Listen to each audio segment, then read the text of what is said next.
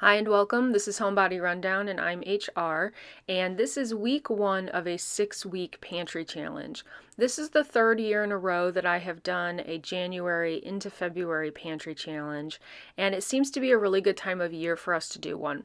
We have a lot of food in the house from the holidays, a lot of leftovers that got into the freezers, so it's just a good time to focus on using up pantry, refrigerator, freezer foods and not buying a lot more until we kind of take the inventory and make sure that nothing that we have is going to go bad or expire. And I will kind of put the rules I make for myself for a pantry challenge in the description below if you wanted to read those. We are a family of 5, but our 2 oldest will only be home for the first 2 weeks of this pantry challenge. And then after that, I will only be cooking for myself, my husband, and youngest child. I think during this first couple weeks of pantry challenge, it is going to be a bit of a shorter video because we are going to have a lot of desserts and foods that I can pull out of the freezer that will not take a lot of prep time. We tend to eat a mostly vegetarian or pescatarian diet. However, we are not very particular about that, so not everything that you see is going to be vegetarian. And this is not a recipe channel. I rarely follow recipes and I don't create recipes. This is mostly just a here's what we're making kind of video, and maybe there'll be some ideas in here for you. If there is an inspiration recipe, or if I am following one pretty closely, I will link it in the description below, but just note that what I make is not going to be what you get when you follow the recipe exactly. I order dry beans from Azure Standard, and I had a lot of white beans. I am not sure if these, I think they're cannellini beans.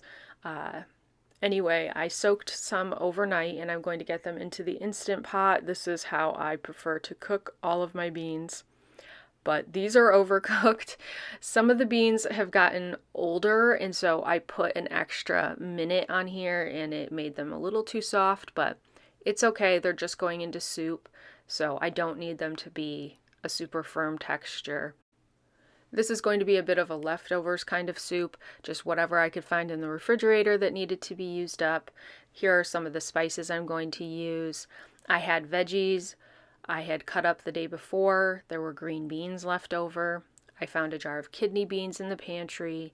And this vegetarian broth powder I really want to get used up. I've had it for a while. And I'm also adding in pearled barley, which I also order from Azure Standard. That's a company that I order online in bulk, and I have to meet a truck at a designated location and time to pick up my order.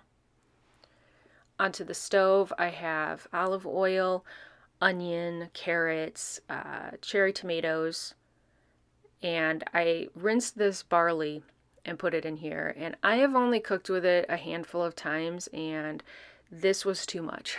I should have used a much smaller amount. I mean, I know it absorbs a lot of liquid and will expand, but yeah, it was way too much. Cut up the broccoli so it was a bit of a smaller bite, and these cherry tomatoes had some regular tomatoes as well. This is a little bit of the broth from, or the cooking liquid from the beans. I did season it. It had salt, garlic powder, onion powder. Adding in the rest of the seasonings, and this white powder here is that vegetarian broth powder. That has sodium in it as well as the bouillon cube I added, and I also just added regular water as well to make the broth. Got the bay leaves in and the kidney beans and let this cook or simmer for quite a while before I added in the cooked white beans. Because they were already so soft, I didn't add these until close to the end. And I just season this to taste. I keep checking it along the way because several of the ingredients I've added already have salt, so that one in particular, I always kind of hesitate to add too much salt at the beginning. And I added this corn that I found in the refrigerator, and I wish I hadn't because it didn't taste bad. It's too yellow. It's like made it more beige. The color was much more appealing without the corn, but you know, that's just me. This was very hearty, a very filling soup with that barley in there. I added some Parmesan, but I think next time I would add like half the amount of barley. And probably a jar of crushed tomatoes. Not everyone in my family likes a really tomato heavy soup, but I think that would have been really good in here. Next up are tortillas. These are some I picked up at Costco because I ran out of the ones I order from Azure in bulk that are frozen. Those are Stacy's brand, and I cannot get them anywhere locally. The only thing with these tortillas from Costco is the ingredients are fairly clean, but you have to cook them, and I'm not good at cooking them. But I did my best and got quite a few of these cooked up just so we would have them to use. On this night, I'm using a few of them to make quesadillas. I needed to shred more mozzarella cheese because one of the kids prefers quesadillas with mozzarella cheese. And I buy the mozzarella in a block from Whole Foods, and I got that shredded up in the food processor. The refried beans I had made previously from dried pinto beans. I soak them overnight, cook them in the Instant Pot like the white beans. And I'm going to make several kinds of quesadillas here. This is beans, corn, and cheese. You know, whatever people like, I will make them up. And I usually make extra so that it's an easy lunch for another day. Here's how these look. So these tortillas from Costco are nice and thin, which I really like. They're much thinner than the Stacy's. I had old corn tortillas. Well, they're old, but they were in the freezer. So I defrosted those, and I am going to make a few with leftover shredded, I think it's Colby Jack cheese I had for mac and cheese at Christmas. And then I added Cholula hot sauce. And I'm going to fry these with some oil. Typically, I do not use oil in the pan when I make a quesadilla. And these were a mess. These were a hot mess, but I overfilled them. But they tasted good. Here's how they looked. And I used up the corn tortillas before they got freezer burned, so that's a win. This is a day later, and I am going to use more of those refried beans. I would use a whole bean if I had it, but all I have out are refried beans. These are green peppers, avocado oil, onion, and a little bit of frozen corn. I have roasted garlic here in this little jar. Spices are ancho chili, chipotle, roasted cumin, paprika, salt, and then I have this black pepper mix that is black pepper, garlic powder, onion powder. And adding a little more oil just as I go, especially after you add the seasonings. I don't want it to be too dry because then I'm coughing from the spices cooking. The peppers were not getting soft, so I did put the lid on for a little while. Here's how that's looking. Adding in the garlic. And I had one small tomato that needed to be used up. Got that in there as well. And then this is pre-cooked rice. Just a white rice. I can't remember what kind. I think it comes in a big bag at Costco, but I'm not sure. It's a long grain. And I had fresh cilantro still, and I have limes. The fresh lime juice, typically I just use juice from a jar because it's so much more convenient and doesn't go bad. I hate it when things go bad, but the fresh lime is so much better. And the fresh lemon too. Getting the beans in here and adding in the rest of the cilantro. I really like cilantro, but if it's too much, then it's overwhelming.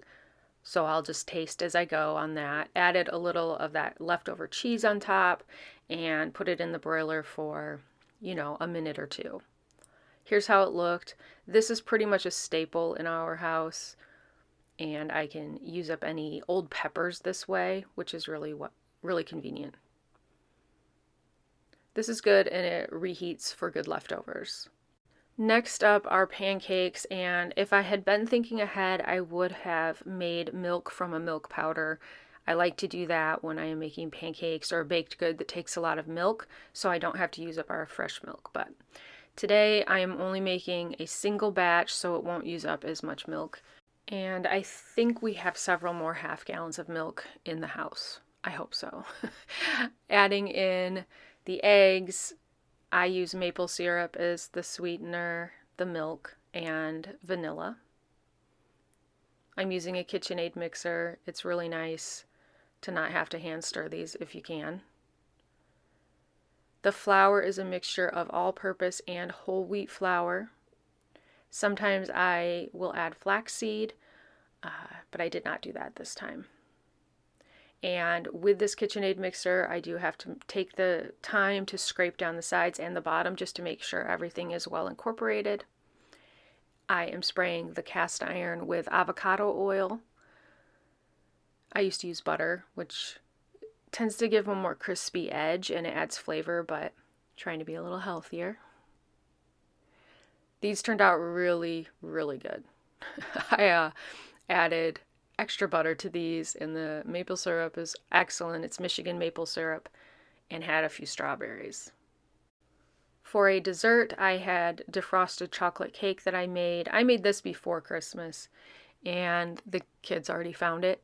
This was full, and it has a thin, kind of a ganache on top.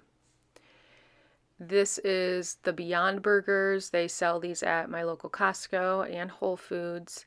I am pan frying these in cast iron. I put avocado oil in the bottom, and then I sprayed them with avocado oil on top. I do add that pepper mix with the garlic powder and onion powder. And I had Havarti cheese that I melted on top. This is just a very quick and easy dinner. Here's how it looks, using up the last of the lettuce that we had in the house. Another day, another dessert. These are oatmeal raisin cookies that I pulled out of the freezer. That is so convenient when I can do that and not have to get out everything and make the mess. Tonight I'm making a black pepper udon noodle stir fry. I am pretty closely following, well, kind of following a recipe. I will link it online. I am sure that if you follow the recipe, it will be way better. I do not have all the correct ingredients. It says to use stuff like dark soy sauce, which I don't have. I do not have the real oyster sauce. I can't get it locally. And I think Whole Foods probably doesn't sell it because it has MSG, but it is delicious if you can get it. So I have this oyster flavored sauce. It was on sale at Whole Foods, so I thought I'd try it out. It's pretty sweet. I think it has quite a bit of sugar in it. And the recipe said to use the packaged udon noodles that are squishy, and you just fry them up. I had dry ones, so I followed the package instructions, and they turned out fantastic. I have a lot of veggies that I'm going to be adding into this, and I decided to pan fry them separately or individually, just so they would maybe not get as mushy. If I put everything all into one pot, it would have been too much. So while I'm doing that, I crumbled up a little block of tofu, added cornstarch and seasoning. I also had green onions, mushrooms, snow peas. So I'm frying those, getting them out of the pan, and adding in some avocado oil here, and I will fry the tofu up. The tofu cooks much better when I'm using a clean pan and the cast iron because it's more non-stick, but I didn't want to get out a new pan. Here are those udon noodles and the sauce I mixed up. Pouring over part of this into the noodles, and then I will add back in the veggies and the tofu. Oh, and it called for fresh garlic, but I only have the roasted garlic. And I had roasted cabbage or coleslaw mix in the refrigerator, and I'm going to add part of that as well. Getting all the veggies back into this pan and stirring that all through, I will add in the rest of the sauce as well. It's kind of to taste, how salty, how sweet you want this to be. And this is so good. I know if I had fresh black pepper, it would be better. All I have is the pre-ground stuff, and I added quite a bit of that in. It's just to taste. Here's how it looked. It was wonderful. I tend to add kind of the same flavors every time I make a stir fry, which includes ginger. So I did not have ginger in this, and it was good. It was a really nice change, but totally will make it again. Went and looked through the freezer again and decided to pull out sweet potatoes and a small amount of a pasta casserole I made apparently back in October, and got out a jar of these Bartlett pear halves. These are from Sam's Club, and I stocked up on them, I think, like a year ago because they don't have them anymore, and I could tell they were clearancing them out. So they're awesome. I really like to get fruit in a glass jar. Speaking of glass, I got a new loaf pan. This is OXO brand. Oldest child wants to learn to make banana bread at his apartment, so I plan to send a couple loaf pans with him, and I needed more, and I thought this was really cool to get one with a lid. I just found it on Amazon. So the one in front here, closer, is the Anchor Hocking brand, which is what I've used for a long time. The OXO brand one, you can tell it's a little taller. I think the glass is a little less thick, and it is more narrow at the bottom. We do not have ripe bananas in the house, and not everyone eats banana bread, so I am making apple bread, which everybody eats. And I make this using jarred applesauce. This is a modified recipe. I will put the original, I think it's an original banana bread recipe in the description below. I replace banana with applesauce. I add flaxseed. I replace part of the all-purpose flour with whole wheat flour. I do a lot of modifications. And with banana bread, I add a little nutmeg. With apple bread, I do not. It is just cinnamon for a flavor. And anyway, I have made the original recipe many times in the past, and it's very good. So that'll be in the description. Once again, with the KitchenAid, got to scrape down the sides. Here are the pans side by side. I'm not sure if they're going to bake equally because you can see how much more narrow the one on the right, the OXO brand, pan is.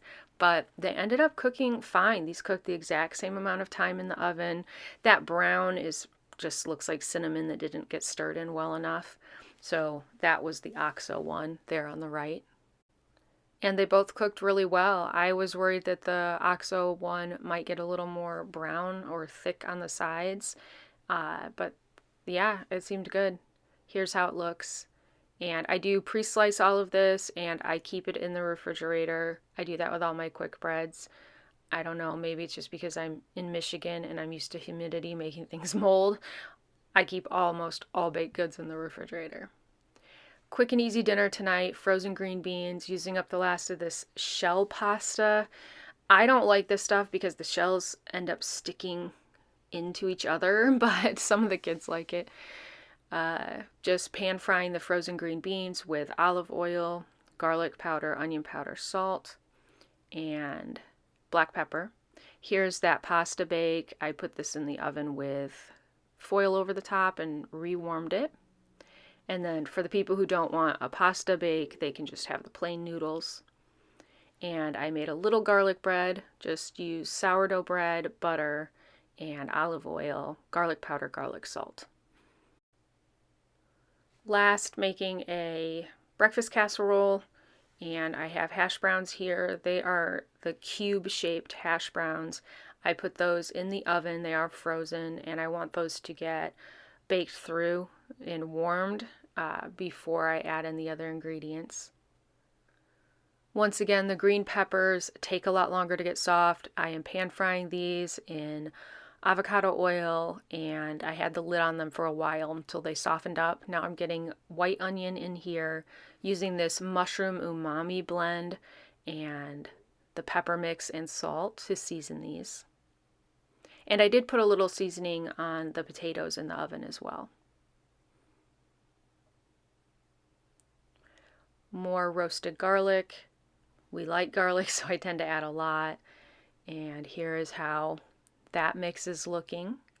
Adding it into the potatoes that I pulled from the oven, and the potatoes were completely hot through at this point. I had Swiss cheese slices, so diced those up or rectangled them up and put those in, stirred it through, adding in a mix of egg and a little bit of cream. I had some heavy cream left over from the holidays. And seasoning the top with the pepper mix and salt. And then I'm going to add on more of that Swiss cheese on top. Normally, I would not use Swiss cheese. I rarely have it, but I wanted to make sure it got used up. Putting foil over this because I just find that the eggs will cook better if I do like half an hour with the foil and then I took it off for the last 10 minutes or so. Here's how it looked. It was very filling with the potatoes in there. I wish it had some orange or red color in it just so it looked prettier, but it was pretty good. And I like the Swiss cheese in here. I mean, I prefer feta or goat cheese in casseroles like this, but it was good. And it's so nice to have something like this in the refrigerator for a quick, filling breakfast. Made some good things over the first week of Pantry Challenge, and I have to say that it was very easy. I used a lot of frozen foods for this first week, and honestly, that was kind of nice after doing a lot more cooking over the holidays. I think my favorite was the black pepper udon noodles. They had a lot of flavor. Anyway, hope there were some ideas or inspirations in here for you, and I will see you next week with week 2. As always, thanks for watching.